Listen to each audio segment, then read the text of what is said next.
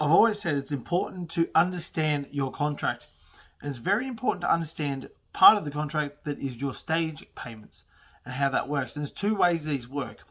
One is a method A, which is probably most common with volume builds, those sort of things, but probably a stock standard sort of build.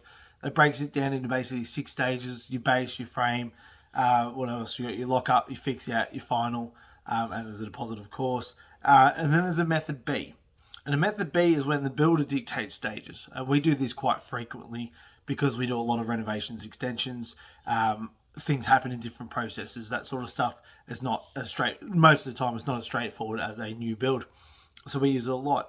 So it's important to understand that these stages is when you pay the builder certain amounts of money.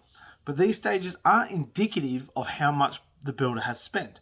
So if you're looking at it and thinking, oh, well, he's obviously spent this much money, I must have an allowance of whatever for. No, that comes down to your provisional sums. So it's not indicative of any costs or anything relevant to the build. It is a percentage breakdown of the total cost. And if you're looking for figures such as tile allowances, that sort of stuff, you need to look at provisional sums and prime cost, because that's where you're going to find all that information.